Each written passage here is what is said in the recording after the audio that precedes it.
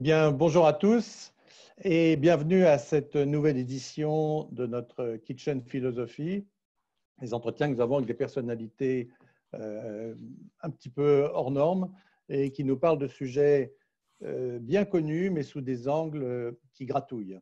Gratouiller, c'est aujourd'hui ce que j'espère que va faire, je le sais, Pierre Noisac. Pierre, j'ai grand plaisir à t'accueillir et je te remercie de nous consacrer de ton temps pour nous parler à ta façon d'un sujet qui est connu de tous superficiellement, mais de très très peu dans son essence, c'est-à-dire les monnaies virtuelles, le Bitcoin et ses conséquences sur nos vies. Pierre, pour te présenter en quelques instants, et avant de faire ça, je rappelle à nos auditeurs qu'ils peuvent nos spectateurs qu'ils peuvent nous envoyer des questions par le petit chat qui apparaît sur le lien Zoom. Pierre, pour te présenter, plutôt que de faire le récit de ta carrière, je me suis dit qu'il y avait 3 mots qui te caractérisaient et je les soumets à ta sagacité. La première, c'est que tout au long de ton parcours et plus spécifiquement des dernières années, tu as été un entrepreneur. Au sein d'abord de grands groupes, on aurait pu dire intrapreneur, mais le premier E qui te caractérise, c'est entrepreneur, puisque tu as fondé plusieurs entreprises, en particulier Pemium, dont tu nous parleras peut-être, Blockchain.io. Donc, le E d'entrepreneur, alors que tout te destinait aux grands groupes au début. Le deuxième mot, c'est celui d'évangéliste. Évangéliste du Bitcoin, évangéliste de ces monnaies qu'on appelle peer-to-peer, tu nous expliqueras ce que ça veut dire. Évangéliste de nouvelles façons de traiter un secteur que tu connais parfaitement puisque tu as travaillé dans des formes plus traditionnelles aussi de la monnaie, de la monnaie, oui, le paiement. Tu es un spécialiste du paiement. Donc, entrepreneur, évangéliste. Et le troisième E, c'est économiste, mais économiste hétérodoxe, puisque tu combats un certain nombre d'idées dominantes véhiculées par ce qu'on pourrait presque appeler de façon légèrement agressive une caste d'économistes qui souvent sont sous les auspices d'une pensée dominante avec laquelle tu n'es pas toujours en accord. Et c'est évidemment ce qui nous intéresse particulièrement. Dans l'entrepreneur, évangéliste des monnaies virtuelles, économiste hétérodoxe, est-ce que tu te reconnais dans ce portrait? Tout à fait, Philippe, je te remercie de m'avoir invité. Puis tu fais un portrait qui me va, qui me sied tout à fait. Très bien. Alors, nous sommes ici pour parler donc, des monnaies virtuelles, du Bitcoin, mais bien au-delà, on l'a dit tout à l'heure, de l'impact sur nos vies. Alors, évidemment, quand on rentre dans une compétition comme la Kitchen Philosophie, il y a des figures imposées avant que tu passes après aux figures libres, etc. La figure imposée, elle est très difficile dans ton cas, c'est pourrais-tu définir le Bitcoin d'une façon suffisamment pédagogique et simple pour que chacun de ceux qui sont avec nous aujourd'hui comprenne enfin, pour certains, ce que c'est? Alors, Bitcoin, c'est effectivement difficile de le définir simplement et brièvement, parce que c'est plusieurs choses à la fois. C'est un peu ce qu'on appelle l'ornithorynx, hein, pour ceux qui étudient les mammifères. Est-ce que l'ornithorynx c'est un oiseau parce qu'il a un bec ou c'est un mammifère parce qu'il a un pelage, etc. Donc Bitcoin, c'est un peu pareil. C'est un réseau de paiement, c'est une monnaie et c'est une nouvelle forme de banque, puisque finalement, quand on a des Bitcoins, on les confie à un réseau et quand on a des euros, on les confie à une banque qui est ce qu'on appelle un tiers de confiance. Et quand on a des bitcoins, en fait, on les possède à travers une multitude en fait, de tiers de confiance qui coopèrent. Donc, c'est une sorte de banque coopérative contrairement à la banque tiers de confiance centralisée traditionnelle, Bitcoin réalise les mêmes prestations et atteint la même sécurité au travers d'une multitude de tiers de confiance qui sont ce qu'on appelle les valideurs. Hein. Sur ces nouvelles monnaies, en général, on parle de valideurs. Dans le cas de Bitcoin, on parle parfois de mineurs. Mais en réalité, ce sont des ordinateurs, des gens derrière ces ordinateurs qui sont reliés entre eux et qui vont valider les transactions qui transitent donc sur ce réseau peer-to-peer. Alors, pour aider à comprendre ce que c'est qu'un réseau de pair à pair, parce que j'en parle, il y a un exemple connu que tout le monde connaît, qui est le courrier électronique. Le courrier électronique, en fait, c'est un des premiers exemples, on peut dire, de réseau pair à pair, dans le sens que il n'y a pas d'entité supérieure qui est la société courrier électronique. La société courrier électronique n'existe pas, de même que la société Bitcoin n'existe pas. Ce sont des réseaux qui se constituent de manière, encore une fois, où les gens coopèrent, font tourner ce qu'on appelle des serveurs, serveurs de courrier électronique ou serveurs Bitcoin, dans le cas de Bitcoin, mais en gros des machines qui sont reliées entre elles et qui se transmettent des messages. Voilà. Et pour se transmettre des messages de manière intelligible et surtout coordonnée, il y a ce qu'on appelle un protocole informatique, qui est le langage en fait, que les ordinateurs vont utiliser pour communiquer entre eux. Donc voilà ce qu'est Bitcoin, c'est une nouvelle forme de réseau de pair à pair qui est révolutionnaire parce qu'il s'applique à un domaine jusque-là chasse gardée, qui est la banque et la monnaie. Et on verra plus tard, il ne s'applique pas qu'à ça aujourd'hui. Pas le Bitcoin, mais j'entends toute la technologie blockchain qui le sous-tend, elle commence à s'appliquer à d'autres choses, j'imagine. Elle a d'autres applications, on pourra en parler effectivement. D'accord. OK. Mais alors, ce que je ne comprends pas, c'est quand on dit un système pair à pair, moi, quand j'envoie un mail, il ne va pas directement à la personne qui je l'envoie. Il passe par des gens qui ont des serveurs centralisés. Quand je dis centralisés, c'est par exemple dans la Silicon Valley ou dans des endroits où ça coûte moins cher. Donc mon mail, il passe chez Google avant d'aller, quand je t'en envoie chez toi, par exemple. Oui, tout à fait. C'est une différence, non? Oui, alors quand on dit pair à pair, en fait, ce sont les serveurs qui sont en pair à pair. C'est-à-dire qu'aucun serveur n'a un avantage, je dirais, structurel sur les autres. Voilà ce que ça veut dire, pair à pair, en vrai. Et à tel point que toi, Philippe, tu peux devenir un serveur demain si tu le souhaites, aussi bien sur le réseau email que sur le réseau Bitcoin. C'est ça, en fait, que ça veut dire pair à pair. Ça ne veut pas dire que tu es obligé de faire tourner ton serveur et d'être réellement de pair à pair sur ce réseau. Le pair à pair est toujours une option pour l'utilisateur. Par contre, pour les serveurs qui constituent le réseau, c'est fondamental. Aucun serveur n'a l'avantage, je dirais, un avantage logique sur les autres, c'est juste un avantage éventuellement de taille. Dans le cas du courrier électronique, comme tu le soulignes fort justement, il y a une forme de ce qu'on appelle centralisation. Alors voilà, on va venir au sujet de la centralisation. Le courrier électronique est un très bon exemple de réseau qui est par conception de pair à pair, mais sur lequel deux organisations aujourd'hui ont pris un ascendant, je dirais, énorme, qui sont Google et Microsoft. Donc effectivement, aujourd'hui, quand tu envoies un mail, c'est essentiellement Google et Microsoft qui vont être aux manettes pour faire tourner ce réseau courrier électronique. Et la plupart des gens vont avoir une adresse Google ou Microsoft. Donc ça, c'est une réalité. Un réseau de pair à pair peut être centralisé par un acteur qui progressivement prend le contrôle des serveurs sur ce réseau. Ça, c'est un des écueils des réseaux de pair à pair on l'a vu à l'œuvre sur le courrier électronique. Il n'empêche que tu peux faire tourner ton propre serveur de courrier électronique si tu n'es pas content, je dirais, d'utiliser Google ou Microsoft. Donc, ça reste une option, mais tu n'es pas obligé. Alors, à l'évangéliste, je voudrais poser des questions que doivent se poser beaucoup de gens qui lisent la presse. Tu prêches pour une monnaie dont je ne comprends pas où intervient la confiance. Dans une monnaie traditionnelle, elle est ce qu'on appelle fiduciaire, même si c'est un peu hâtif par moment, puisque la confiance qu'on peut avoir dans certaines monnaies est douteuse. Et cette confiance vient à la fois de la banque centrale qui émet cette monnaie et vient de l'État qui la garantit.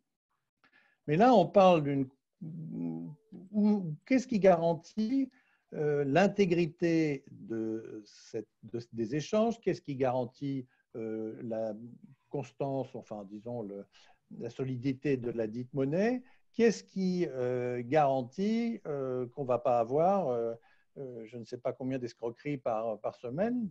Personne, manifestement, pour ce dernier point, puisqu'il y a beaucoup d'escroqueries. Donc, je n'ai pas très bien compris ce débat qui dit: voici un outil nouveau, innovant, révolutionnaire en qui vous pouvez avoir confiance, alors que rien de ce qui est d'habitude les instruments de la confiance ne semble être présent.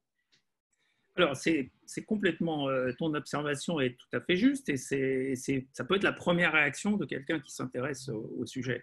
Puisqu'effectivement, la confiance n'est plus dans un tiers de confiance bien identifié comme une société, Société Générale ou Crédit Agricole ou ce genre d'entités bien connues en France qui sont des grosses banques.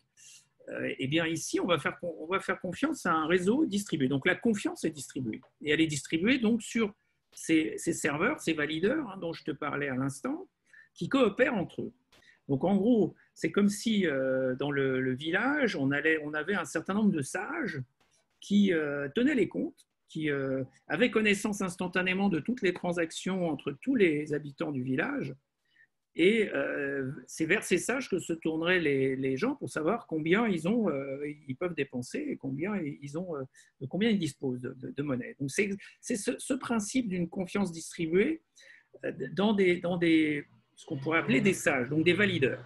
Ces valideurs ne sont pas, cooptés, ne sont pas élus, ne sont pas désignés par une autorité centrale.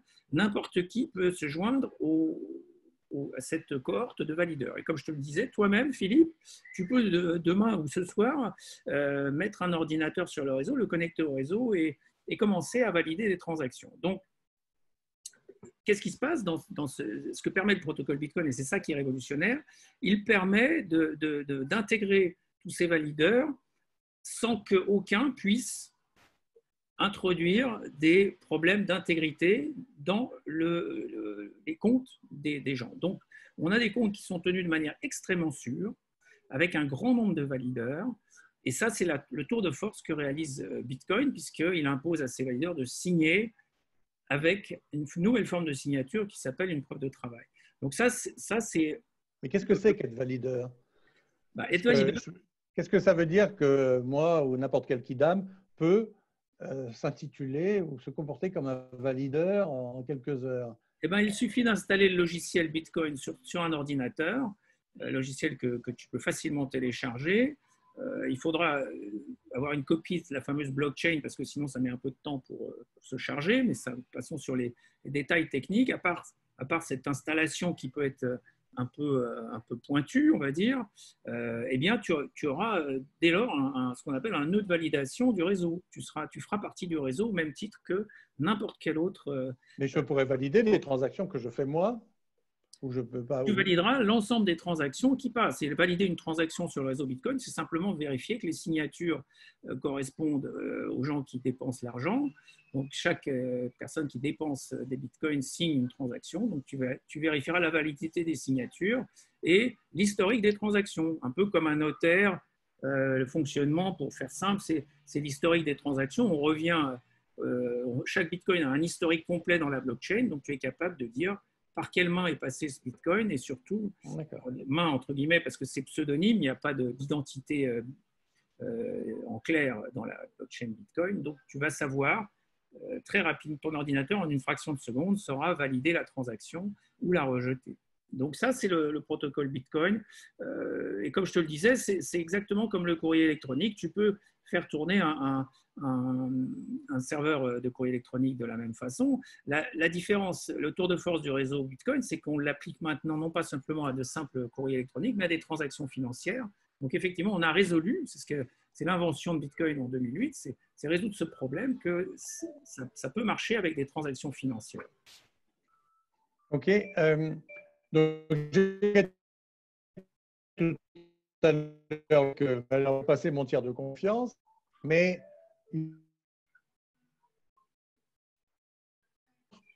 que la confiance n'est pas toujours bien placée dans les monnaies traditionnelles. Je pense par exemple à ce célèbre exemple de Attends, j'entends quelque chose.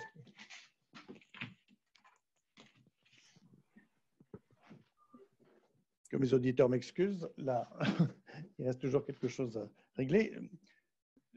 Cet célèbre exemple de l'Inde, il y a quelques années, décidant que la moitié des billets, je ne sais plus combien de roupies, étaient soudainement sans valeur, ce qui a ruiné je ne sais combien de personnes. Il peut y avoir aussi des banques qui font faillite.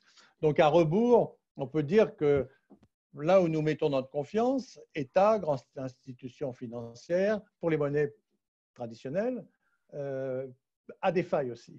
Est-ce que ces failles-là, Bitcoin les comble? Alors, Bitcoin, c'est faire confiance dans Bitcoin, c'est faire confiance finalement dans les mécaniques, dans les mathématiques, la cryptographie qui, comme tu sais, permet notamment de réaliser ce qu'on appelle des signatures électroniques. Donc, la signature électronique, c'est quelque chose qui existe depuis les années 90.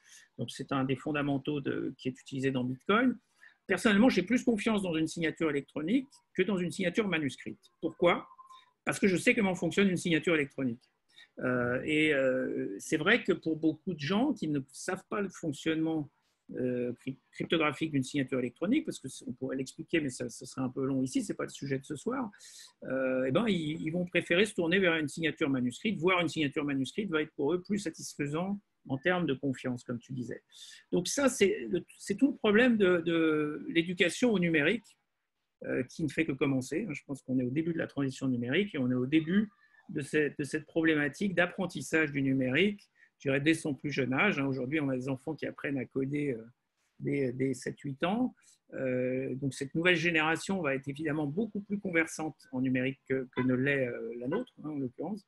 Donc c'est vrai que faire confiance à Bitcoin, c'est réaliser que finalement un ordinateur et sa capacité de calcul, c'est peut-être plus fiable en termes de sécurité que des gens qui font des opérations manuelles dans une banque, par exemple. Donc, ce que tu es en train de donner à la transition numérique, qui est un des thèmes, un des mots employés dans la petite présentation de notre conférence d'aujourd'hui, notre entretien, c'est bien au-delà de l'acception qu'on donne à cette expression très souvent qui est « je suis dans une entreprise traditionnelle, il faut numériser ce qui doit l'être rapidement, et donc on va mettre un Chief Transformation Officer ». Et ce que tu appelles transition numérique, toi, c'est en fait la mutation d'une civilisation dans son approche de ce qu'était la confiance, dans son approche de ce qu'était l'éducation, dans son approche de ce qu'était pratiquement la façon dont le cerveau fonctionne. Parce que avant que moi, j'ai plus confiance de ma génération dans une signature électronique que dans le banquier que je connais, c'est un combat perdu. Donc, il commence soit avec des pionniers évangélistes, comme toi ce soir, mais avec les plus jeunes. On parle vraiment d'un bouleversement culturel extrêmement profond. Oui, alors, et c'est pour ça que les systèmes vont coexister. Je ne suis pas en train de dire que l'euro va disparaître parce que Bitcoin est arrivé. Ce n'est pas du tout le propos de Bitcoin d'ailleurs. Bitcoin, c'est un logiciel libre. Bitcoin, c'est une option supplémentaire qui est donnée aux citoyens pour transacter entre eux. Ça ne leur enlève rien. S'ils préfèrent l'euro, ils continuent à utiliser l'euro. Il n'y a aucun problème avec ça. Et Bitcoin, je dirais, va prospérer dans la concurrence. Le problème de l'euro et des monnaies traditionnelles, c'est qu'elles n'ont pas été confrontées à la concurrence depuis des centaines d'années, quasiment 300 ans. Elles sont dans une situation de monopole. Et le monopole, en général, ça donne de mauvaises habitudes à ceux qui l'exercent. L'absence de concurrence. Donc, on a des systèmes qui sont lourds, qui sont extrêmement coûteux. Je voudrais insister sur, on parle parfois du coût énergétique de Bitcoin, et je pourrais en parler par ailleurs, mais le coût du système bancaire qu'on nous décrit comme tellement sûr et tellement performant est juste faramineux. Il faut comprendre qu'en France, par exemple, il y a 400 000 personnes hautement qualifiées qui travaillent dans les banques. Or, il me semble qu'il y a d'autres activités peut-être plus épanouissantes et surtout plus essentielles. On a parlé des métiers essentiels lors de la crise du Covid, des métiers qui sont dans l'humain, justement, et qui sont dans l'économie réelle. La banque n'est qu'une fonction de l'économie, ce n'est pas un métier. Donc, contrairement à ce que j'entends parfois, il n'y a pas d'industrie bancaire, il n'y a pas de métier bancaire. C'est une fonction de l'économie. Tenir les comptes et émettre de la monnaie, ce n'est pas c'est pas un métier, c'est juste une fonction. Donc cette fonction que ça prenne. Oui, le banquier a une troisième fonction, il prête de l'argent pour que Oui, l'économie ça c'est tourne. ce que j'appelle la création monétaire. Le prêt, c'est la création monétaire dans le système de l'argent, de la monnaie dette que nous connaissons. Puisque comme on pourrait parler de l'euro 2 secondes, parce que c'est vrai que pour expliquer comment Bitcoin existe, souvent il est utile de rappeler comment l'euro fonctionne. Donc l'euro, comme tu le sais, on ne le possède jamais vraiment, puisque tout ce qu'on a sur son relevé de compte de la banque, c'est une dette de la banque envers nous. Donc on ne possède jamais les euros, sauf peut-être quand ils sont, comme tu disais, sous forme fiduciaire, sous forme de billets, où là on devient son propre banquier pour les billets, et si on les perd, on n'a personne vers qui se tourner. Mais si c'est à la banque, c'est pas à nous. Les euros qui sont à la banque, ils ne sont pas à nous, ils sont juridiquement la propriété de la banque, et la banque n'a simplement qu'une dette vis-à-vis de nous. Donc ça, c'est le principe de la monnaie. Non seulement c'est une dette vis-à-vis de nous, et deuxièmement, c'est une série de 1 et de 0. Exactement, ils sont numériques, ils sont dans des livres de compte numériques. Donc ils sont créés, et on l'a vu avec la crise du Covid, on a créé, je crois, 2000 milliards d'euros là, en quelques mois, pour faire face à des besoins de liquidité des gouvernements et des entreprises, enfin des grosses entreprises. Les petites, c'était plus compliqué, mais c'est toujours les gouvernements et les grosses entreprises qui sont servis normalement en premier par cette création monétaire. Donc, on voit bien que c'est un système qui se prête à toutes sortes, je dirais, de manipulations, et on a parfois du mal à faire le lien entre le prix des choses, la valeur des choses, et la quantité de monnaie qui circule. Dans le cas de Bitcoin et donc des monnaies numériques, il y a une forme de transparence et surtout d'automatisation du fonctionnement de la monnaie. C'est-à-dire, parfois je dis que Bitcoin, c'est l'intelligence artificielle appliquée à la tenue de compte. C'est-à-dire qu'on dit, pour tenir des comptes, finalement, c'est tenir des comptes avec des gens qui dépensent et d'autres qui reçoivent. Il n'y a pas besoin, encore une fois, d'employer autant de gens et autant de cerveaux, et surtout avec des immeubles et des infrastructures absolument gigantesques. Bitcoin, ça fonctionne sans aucun employé. Ça fait le travail au niveau mondial, pas seulement au niveau français. Je citais 400 000 employés du secteur bancaire en France, mais au niveau Bitcoin, c'est un système mondial qui n'a aucun employé en vrai en direct, donc il tourne tout seul depuis 10 ans, avec un taux de disponibilité proche de 100%, contrairement aux banques qui, comme tu sais, sont en maintenance quand même assez souvent et ferment quasiment le week-end et les jours fériés. Donc tout ça pour dire que introduire une concurrence dans les systèmes monétaires, dire que l'euro c'est bien, mais que s'il y a une forme de concurrence qui lui est appliquée avec ces nouvelles monnaies, il sera meilleur. En fait, moi, ce que je pense profondément, là, c'est peut-être ma casquette d'économiste hétérodoxe, c'est que l'euro sortira meilleur, plus fort des monnaies traditionnelles de manière générale, si elles sont confrontées à de la concurrence, donc des monnaies cryptographiques, des monnaies numériques, appelons-les comme on veut, des monnaies décentralisées, parce que c'est l'absence de concurrence qui a créé tous les problèmes que nous connaissons, c'est-à-dire il n'y a plus de résilience puisqu'il n'y a plus qu'un seul système qui tourne. Donc, quand il connaît une crise, c'est toute la société qui est affectée. Il n'y a pas de résilience dans un monopole, dans une situation de monopole. Et il n'y a pas de performance. Le système n'est pas du tout performant en termes de rapport coût-performance. Alors, juste une dernière question sur le Bitcoin, pour prendre un peu le contre-pied de l'évangile. Comment lire tout ce qu'on a pu voir au fil des dernières années sur les escroqueries au Bitcoin? Et je précise ma question. Est-ce qu'on doit lire, quand quelque chose de nouveau naît, il y a forcément une partie des gens qui vont essayer tous les trucs classiques pour essayer d'en tirer parti, et les escroqueries au Bitcoin, c'est en fait des schémas d'escroquerie comme on en trouve d'autres, du phishing ou phishing, je ne sais pas comment on prononce, de l'hameçonnage, des comptes Twitter récemment qui ont été piratés, donc du piratage. Donc en fait, c'est des techniques classiques qui sont appliquées au Bitcoin. Et d'ailleurs, on pourrait se dire aussi que les montants d'escroquerie au Bitcoin, le nombre d'escroqueries au Bitcoin est finalement assez limité par rapport à la diffusion de l'outil. Alors, quelle lecture avoir de ce qui a fait peur à beaucoup de gens? Et beaucoup de gens, quand j'en parle à des amis banquiers, même certains sortis du système, ce manque de fiabilité ou cette porte ouverte à l'escroquerie est perçue comme un vrai danger. Alors, quelle est ta lecture de ça, toi?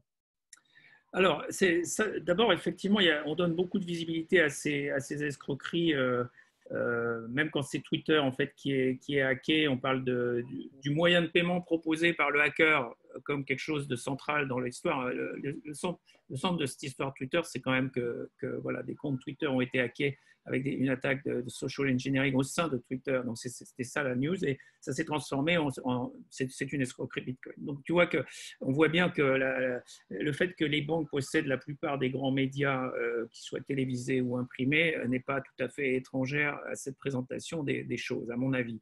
Euh, donc, je pense que les banques sont quand même dans une phase encore. Attention, parce qu'il ne faut pas que l'évangéliste devienne complotiste. Alors non, c'est pas du complotisme. Le fait que les banques détiennent des médias, c'est factuel. Hein, tu peux le vérifier, notamment la presse quotidienne régionale en France, des participations. Alors c'est vrai dans des médias, en fait, c'est pas parfois c'est indirect, c'est-à-dire que ce sont des grosses sociétés. Je pense au groupe Altis et d'autres qui sont fortement endettés auprès des banques, donc ils ne peuvent pas dire n'importe quoi. En gros, le problème des médias aujourd'hui, des médias centralisés, c'est qu'ils sont la propriété de grands groupes qui sont, je dirais, dans un écosystème, grands groupes, banques, qui les empêchent, qui leur retirent toute liberté de parole, en fait. Donc, ils vont faire des présentations, en tout cas des crypto-monnaies, qui sont plutôt défavorables, et c'est ce qu'on observe depuis 10 ans. Ça, c'est factuel, ce n'est pas du complotisme. Il suffit de voir, j'avais notamment évoqué le fait que chaque fois qu'on parle de Bitcoin, il y a quelqu'un qui connaît Bitcoin, et il y a 3 contradicteurs qui ne le connaissent pas, mais qui viennent de la banque. Donc ça aussi, c'est factuel. Je peux te sortir plein d'émissions où c'est la configuration de l'émission. Je me demande seulement si quand il y a une émission sur la crise de l'euro, combien il y a de gens qui parlent de Bitcoin. En général, il n'y en a aucun quand on parle de la crise de l'euro. Donc voilà, ça c'est factuel, c'est pas du complotisme. Donc je pense vraiment que dans le cas des escroqueries, on va appeler ça comme ça, puisque ça fait 10 ans moi, que je suis confronté à des attaques informatiques ou de fraudeurs, puisque en tant qu'opérateur d'un site d'échange de Bitcoin contre des euros, nous sommes confrontés à cette réalité des tentatives de fraude. Je parle de tentatives de fraude, bien sûr. Donc, on s'aperçoit que les fraudeurs sont très ingénieux, ils font un millefeuille, c'est ce qu'on appelle le millefeuille. Donc il y a toutes sortes de manipulations qui impliquent autant l'euro que le Bitcoin en réalité. C'est-à-dire que le Bitcoin n'est qu'une partie du dispositif mis en œuvre par les fraudeurs ou les hackers. Voilà. Donc ce n'est pas Bitcoin qui crée le problème, et ce n'est certainement pas Bitcoin qui le rend plus dangereux. J'ai envie de dire que aujourd'hui, les plus grosses malversations, si tu veux, au niveau des trafics et de la mafia, ça se passe avec des billets de banque. Donc, si on veut vraiment parler de problèmes sérieux de sécurité autour des systèmes de paiement, c'est les billets de banque et les trafics, les cartels de drogue. C'est ça le principal problème en termes de volume. Je parle de volume d'argent. C'est de loin le problème le plus important. Pourquoi? Parce que c'est beaucoup plus difficile à tracer. L'avantage des monnaies numériques comme Bitcoin, c'est qu'elles sont traçables au sens que on peut faire une analyse du graphe des transactions, parce qu'il est public, il est sur cette fameuse blockchain dont on parle parfois. Donc, les autorités peuvent faire des recoupements et avoir une chance de retrouver des coupables. Ce n'est pas le cas avec le cash, qui en plus pose des problèmes de sécurité physique. C'est-à-dire qu'il y a des braquages, il y a des choses quand même beaucoup plus violentes autour du cash sous forme de billets de banque. Donc, parler de Bitcoin comme une source de problèmes de sécurité, ça me paraît un peu rapide. En fait, je pense que les problèmes de sécurité, ils viennent surtout des difficultés économiques que crée le monopole de l'euro. C'est-à-dire que le principal avantage des monnaies numériques, c'est qu'elles vont remettre de la prospérité dans l'économie. Elles vont atteindre des populations qui aujourd'hui sont sans doute mal servies par les systèmes monétaires traditionnels. Je pense pas seulement dans nos pays, mais dans les pays en voie de développement où les systèmes bancaires. J'ai appris l'autre jour, qu'il y a un chiffre absolument ahurissant que j'ai pas retenu, mais de gens qui en Inde, par exemple, ne sont pas bancarisés et que les monnaies électroniques pourraient être de nature à les faire accéder à ces moyens de paiement puisqu'ils ne sont pas susceptibles d'être des clients de banque. Exactement, la banque ne va jamais leur donner un moyen de paiement, donc effectivement, c'est… Mais ils ont un smartphone. Et ils ont un smartphone qui est tout ce dont on a besoin en fait pour utiliser ces nouvelles monnaies, c'est un smartphone. Avec un smartphone, je peux recevoir des monnaies numériques, des monnaies décentralisées, avec une application gratuite téléchargeable sur Internet ou sur les stores. Et dès lors, je vais pouvoir transacter, commencer à transacter. Et c'est vrai que pour beaucoup de gens en Afrique et ailleurs, c'est même pas une option aujourd'hui. Effectivement, on estime qu'il y a 2 milliards de personnes sur la planète qui sont sous-bancarisées ou pas bancarisées du tout. Donc, c'est-à-dire qu'ils n'ont pas moyen de transacter. Donc, c'est difficile pour eux d'atteindre, de sortir d'un cycle de pauvreté. Donc, voilà le type d'avantages qu'on va retirer du déploiement des crypto-monnaies. C'est pour ça que pour moi, les histoires de fraude où un hacker de Twitter se fait payer en Bitcoin n'est pas de nature à remettre en question les avantages sociétaux de ces nouvelles monnaies. Bien au contraire, c'est juste un épiphénomène qui peut, et une critique qui peut être adressée un épiphénomène sur lequel on met une loupe. Exactement. Et là, si on veut parler aussi de grosses problématiques de fraude, la carte bancaire est aussi un bon sujet. Et c'est pour ça que les banquiers préfèrent parler des fraudes au Bitcoin, parce que la carte bancaire est un sujet considérable de fraude qui progresse chaque année. La fraude à la carte bancaire progresse chaque année. Et ils ont bien du mal, effectivement, à faire face à cette fraude. Donc, ils préfèrent parler de Bitcoin que des statistiques sur la fraude à la carte bancaire. OK. Alors, le Bitcoin comme un moyen d'aider à la prospérité du monde, pour le résumer un peu lapidairement. Mais il y a un autre sujet dont j'aurais voulu que tu nous parles un peu plus, celui par lequel a commencé l'idée de cet entretien entre nous. C'est celui, je vais peut-être un raccourci, mais de pair à pair, donc décentralisation, hein, c'est-à-dire qu'on ne passe plus par des services, entreprises centraux. Est-ce que tu peux décrire un petit peu ce qui sépare ce système décentralisé d'un système centralisé et surtout, centralisé, décentralisé en soi, ce sont juste deux concepts, mais quels sont les bénéfices de la décentralisation? Pourquoi faut-il être plutôt girondin dans le paiement que jacobin, dans ta vision à toi, naturellement? Alors, écoute, le principal avantage de la décentralisation sur un système centralisé, c'est ce qu'on appelle parfois la résilience. C'est-à-dire que dans un système décentralisé, comme il y a une foultitude comme je te disais, de tiers de confiance, par exemple sur le réseau Bitcoin, il y en a une foultitude. S'il y en a un qui est malhonnête ou s'il y en a un qui se débranche, ça n'a en fait aucune incidence sur le réseau, puisqu'il y a des milliers de nodes, donc de serveurs qui fonctionnent, qui coopèrent, peu importe qu'une certaine proportion d'entre eux soient malhonnêtes ou même arrêtent de fonctionner, puisque le protocole permet de résister à ce type d'événement. Donc une tentative de malversation ou une panne d'un serveur. Donc ça, c'est la principale qualité d'un système décentralisé. À l'inverse, si tu as une entreprise centralisée, on l'a vu avec Twitter, il suffit de quelques employés malveillants qui se glissent dans le staff de Twitter et d'un coup d'un seul, en fait, c'est l'entièreté des comptes de Twitter qui était devenue accessible à un hacker potentiellement et évidemment, c'est très problématique. Donc, l'histoire Twitter récente illustre bien le problème. Et si on prend toutes les grandes sociétés, tu te souviens peut-être il y a quelques années Facebook, c'était je crois il y a 2-3 ans, Facebook avait eu le même problème de divulgation donc, de ces données, des données de ses utilisateurs. Avant, ça avait été Sony avec les consoles de jeux Sony. Enfin, c'est tout le temps en fait que les serveurs centralisés sont hackés à différents degrés. Ça tient au fait que ces grosses organisations comporte quelques milliers d'employés en général et il suffit finalement de très peu de gens malhonnêtes pour corrompre le service centralisé. Et donc ça, c'est le principal avantage des décentralisations, c'est la résistance, la résilience. L'autre avantage, qui est un peu du même ordre, c'est la résistance à la censure. C'est-à-dire que si tu es par exemple, un parti d'opposition dans un pays, on peut parler, je ne sais pas moi, de la Russie ou de quelques autres pays comme ça, et ben on va, par exemple, le système bancaire va te fermer tes comptes et va t'interdire de recevoir de l'argent. Il y a des exemples assez récents avec PayPal et Wikileaks et d'autres organisations donc, qui ont vu leurs comptes fermés parce qu'il y a un effet de censure. Alors, Twitter aussi, on peut citer Twitter encore pour la censure, puisqu'ils ont censuré.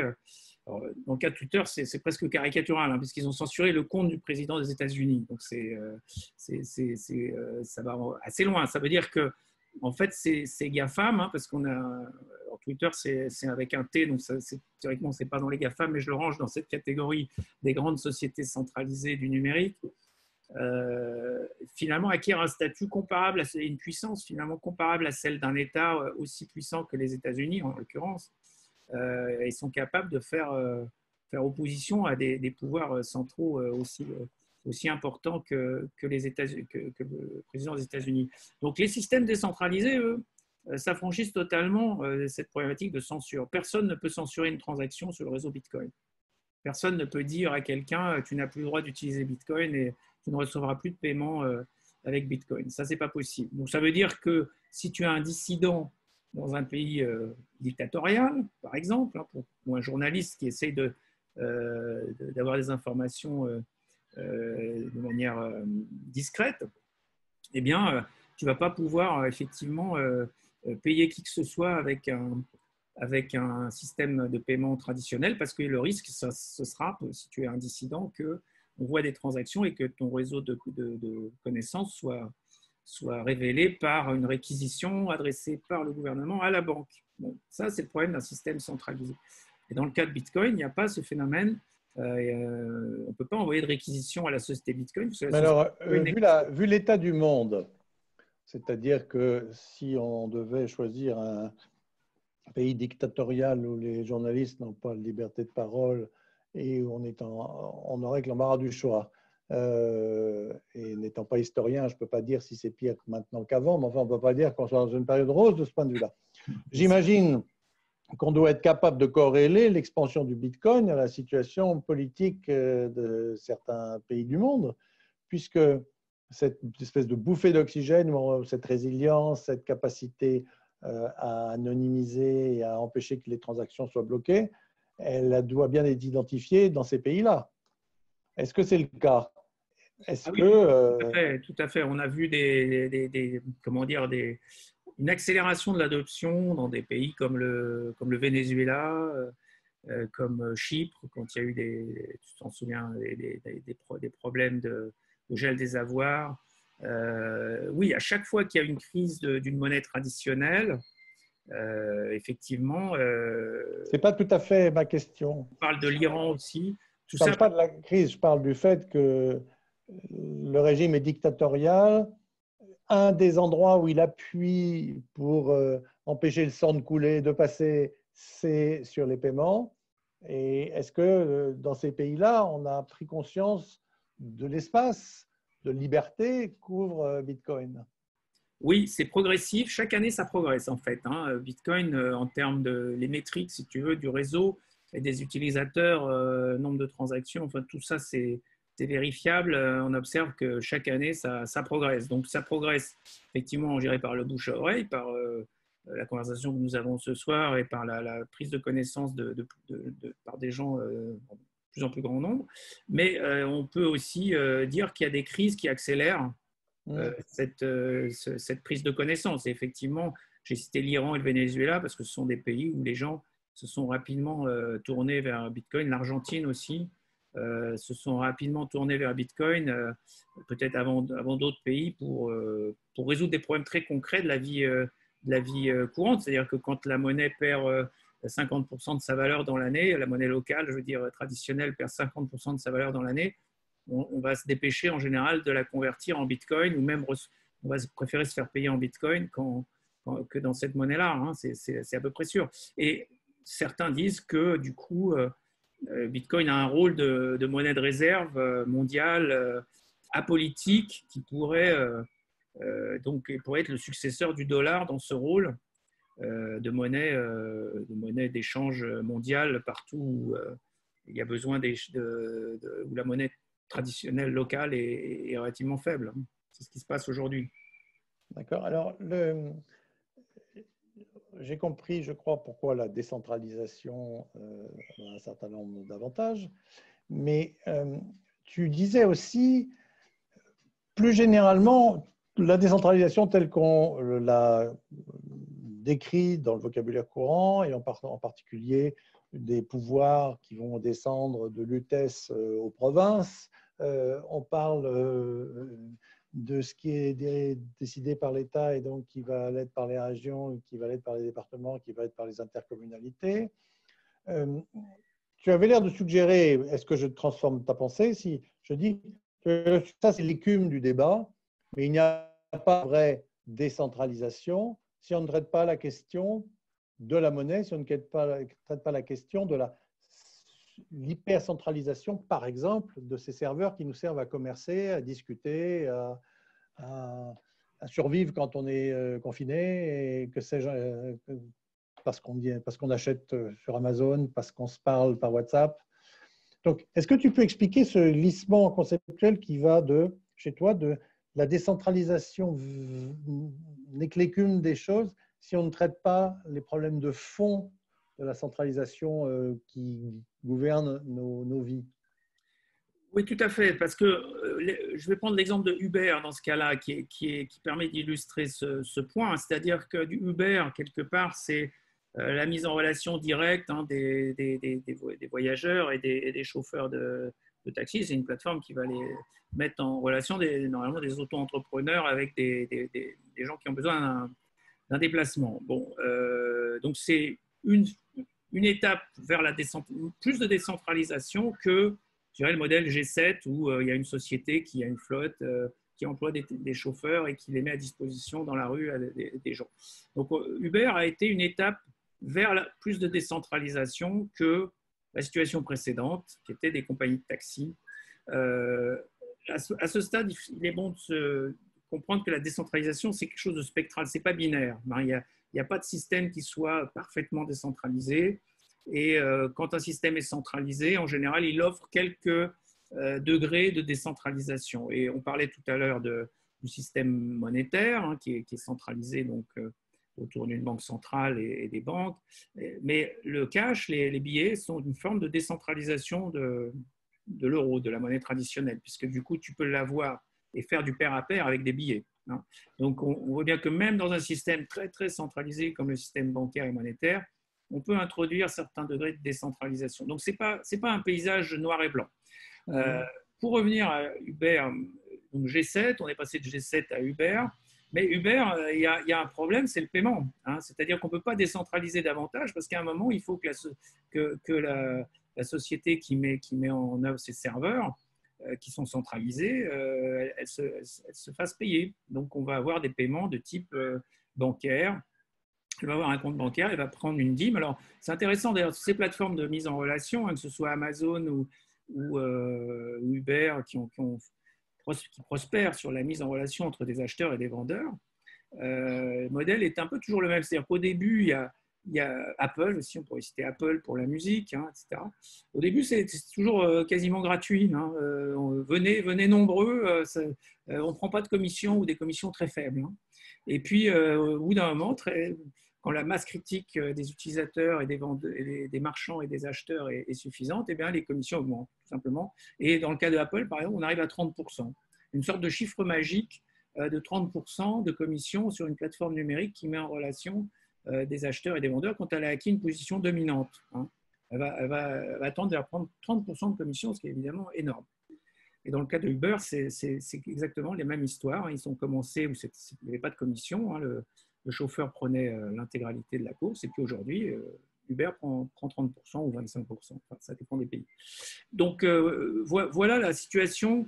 Quand on n'a pas décentralisé le paiement avec Bitcoin, ces nouvelles monnaies, eh bien, on est obligé de passer par un système de paiement traditionnel. Et pour qu'il y ait un système de paiement traditionnel, il faut qu'il y ait une société qui a le compte bancaire. Donc, Du coup, on est dans s'il y a une société, ça veut dire qu'on a un système centralisé.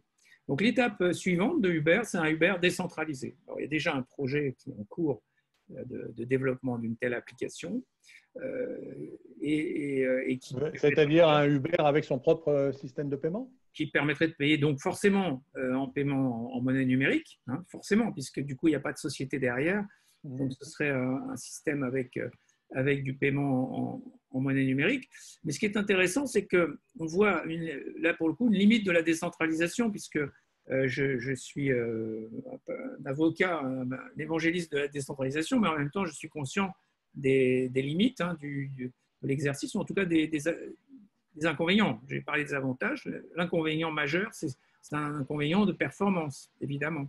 C'est-à-dire que si on est centralisé, on va pouvoir optimiser les choses de manière plus efficace. Et effectivement, le temps d'attente, hein, ça tourne toujours souvent autour de ça, hein, quand on parle de performance dans le numérique, le temps d'attente pour trouver une course peut être plus...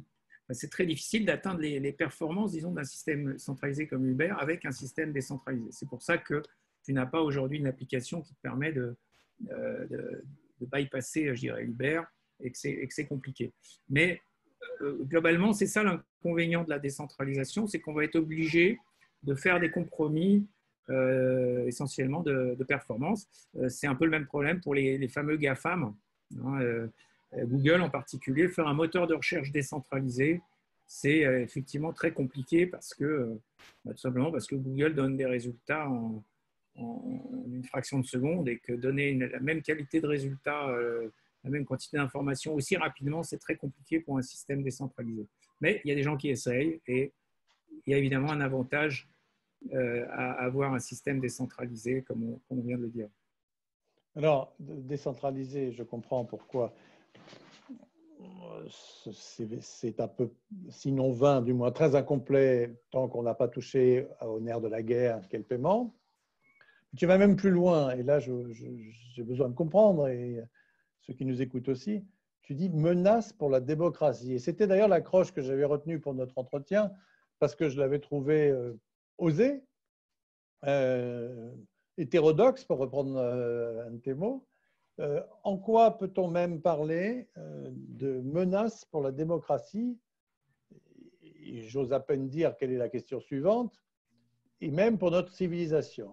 Alors, quand je vois le temps qu'il fait aujourd'hui, le menace pour la civilisation, j'en vois une, là, tout de suite. C'est que s'il fait 40 degrés tous les jours dans les années à venir, on a une vraie menace. Mais cette menace-là, je voudrais que tu nous expliques un peu, d'abord pour la démocratie, puis ultimement pour la civilisation humaine, en quoi elle est une vraie bombe à retardement. Oui, alors c'est vrai qu'on a parlé des GAFAM dans notre introduction et c'est les archétypes de sociétés centralisées qui ont réussi.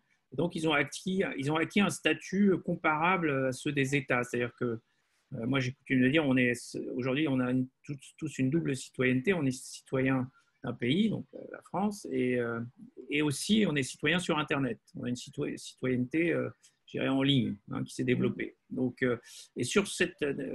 et dans cet univers, il y a effectivement des organisations qui ont acquis plus de pouvoir que beaucoup d'États. Et on peut dire même que les GAFAM ont presque autant de pouvoir que les États-Unis, que le plus puissant des États de la planète. Hein. Donc, c'est quand même une situation qui est politiquement intéressante, en tout cas qui intrigue, qui interpelle, puisque, comme tu sais, il y a des vrais sujets d'utilisation des réseaux sociaux pour orienter les résultats d'une élection, par exemple. Hein. Quand on a effectivement 2 milliards d'utilisateurs et qu'on est capable de créer des faux comptes ou de créer des fils d'informations qui diffusent des fausses informations ou des informations simplement biaisées au moment d'une élection, en connaissant, en ciblant spécifiquement les électeurs qui votent pour le candidat opposé, hein, c'est un peu ce qui s'est passé sur les élections américaines et ce qui, à mon avis, va se reproduire.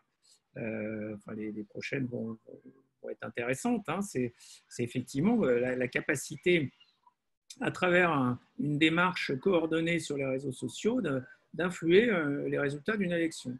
Et donc, depuis lors, tu as peut-être observé qu'on parle beaucoup de de ces GAFAM sous l'angle, on doit leur demander d'interdire ou de censurer des contenus. Parce qu'effectivement, les fake news, à un moment, c'est une problématique d'arrêter de tarir le flux des fake news au moment d'une élection en particulier.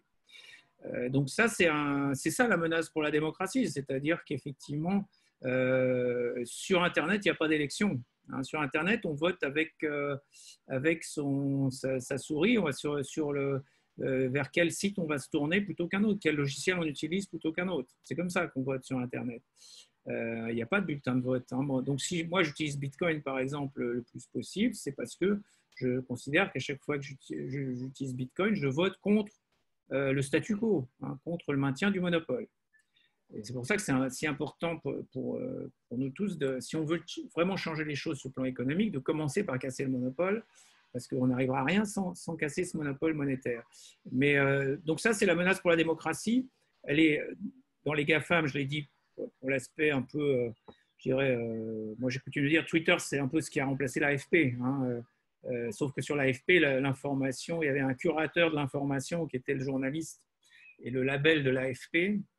Sur Twitter, il n'y a pas de label. Et n'importe qui est journaliste sur Twitter. Et c'est ça qui fait tout l'intérêt de Twitter d'ailleurs. Mais c'est aussi ce qui fait son côté un peu dangereux dans le contexte d'une élection. Dans un contexte, sachant que le danger dans une agence centralisée. N'importe quel réseau social, tout le monde est journaliste aussi. Alors, ce qui est plutôt rassurant, c'est que les journalistes professionnels ont assez tendance également à ne pas vérifier leurs informations, donc on est un peu sur un pied d'égalité. L'amateur rejoint le professionnel. C'est vrai, parce qu'ils sont de moins en moins bien payés, ils commencent à se retrouver dans le même statut que des amateurs, effectivement. Ça, c'est le problème c'est une des conséquences de la transition numérique, c'est qu'effectivement, chacun ayant accès à la diffusion de l'information, finalement, il est difficile pour la presse traditionnelle de continuer à prospérer. Et c'est bien ce qu'on observe, c'est qu'elle décline année après année. Donc ça, c'est pour les GAFA, mais le danger principal de la centralisation, ça reste le système monétaire. C'est vraiment le problème démocratique principal, c'est de n'avoir qu'une seule monnaie qui est vue par certains comme un outil de contrôle de l'économie, alors que ça ne devrait être qu'un instrument de mesure des transactions, des flux économiques entre les gens. Donc, voir la monnaie comme un instrument de contrôle parce qu'elle est en situation de monopole, c'est effectivement une dérive extrêmement dangereuse du monopole. Et c'est ce qui fait que les gens considèrent que, élection après élection, rien ne change. C'est un peu ça la conséquence d'avoir qu'un seul système monétaire, c'est que si on ne change pas de système monétaire, il n'y a rien qui change. Élection après élection, celui qui est élu est l'obligé des banquiers, de ceux qui opèrent le système monétaire unique, parce qu'il ne peut rien faire sans ce système monétaire unique. Il ne peut pas mettre en œuvre son programme. Il n'a même pas pu financer sa campagne. S'il l'a financé avec des euros, il s'est fait prêter de l'argent par des banquiers. Quelle est sa marge de manœuvre par rapport au système monétaire? Elle est nulle. Donc en fait, ceux qui gouvernent, ce n'est pas les politiques qu'on a élus. Il y a eu un premier tour. Les politiques qu'on a élus, c'est le deuxième tour. En amont, il y a les décisions que prennent les banquiers, le FMI, la BCE, etc. Et c'est ces décisions-là qui sont traduites après sur le terrain. On parle de politique d'austérité, etc., de chasse des... Parfois même, l'élu est un ancien banquier. Oui, merci de nous le rappeler, Philippe. Effectivement, c'est même ce qu'on vit. On avait vécu ça avec Pompidou. C'est un retour vers le futur, puisqu'on avait vécu ça avec Pompidou et on a... Je ne sais pas avec Macron. Bon, c'est vrai. Bon, alors, démocratie, oui, et civilisation. Alors là, la race humaine ne va pas s'éteindre parce qu'il y a des fake news sur Twitter. Vous y allez fort, mon cher ami évangéliste, entrepreneur et économiste, dans l'hétérodoxie, là. Donc, oui, juste pour aller toujours dans cette direction du problème démocratique, c'est que par exemple, le coût du système bancaire que nous utilisons, c'est bien supérieur au montant des impôts. Le coût est à peu près l'équivalent des recettes de la TVA, le coût du système bancaire.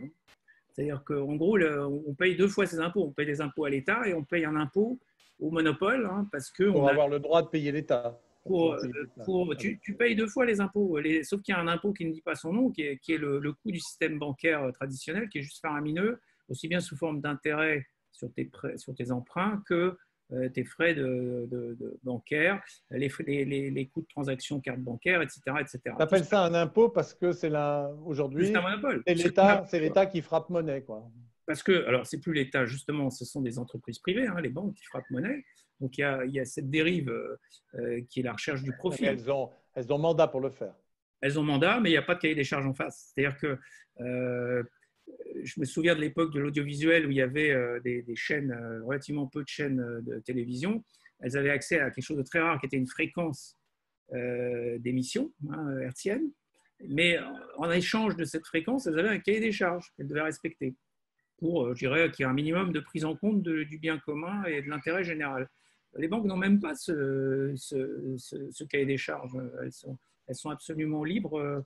Il y a un code monétaire et financier qu'elles ont écrit, mais en aucune manière, il y a un cahier des charges qui a été démocratiquement élaboré par des élus. Donc, on voit bien la dérive du monopole, elle est terrible. Hein. Donc, on a des coûts fantastiques. Et en plus, avec la création monétaire, alors l'intérêt de la crise, avec la crise qu'on traverse, a au moins un mérite, c'est d'amener les gens à s'interroger justement sur la création monétaire, puisqu'on voit que quand il y a une crise, on est capable de créer 2000 milliards d'euros tout d'un coup en quelques mois. Donc ça, j'espère. Ce que la Vox Populi traduit par avant, on nous disait qu'il n'y avait pas les sous. Voilà, exactement. Et l'autre question qui se pose, pourquoi on me disait qu'il n'y avait pas d'argent? Pourquoi il fallait chasser les dépenses dans les hôpitaux? Pourquoi il fallait économiser quelques millions de masques, pourquoi on sous-paye les gens dans les hôpitaux alors que quand il faut, on peut sortir 2000 milliards? Et surtout, depuis quand on chasse les coûts dans le système bancaire, hein? On aurait pu inverser les rôles, demander à des médecins d'aller voir comment sont logés les banquiers, comment tout ça fonctionne et voir s'il n'y a pas des économies à faire. C'est un peu ce qui s'est passé. On a envoyé des financiers dans les hôpitaux en leur disant vous allez y aller puis vous allez économiser des sous sur l'hôpital.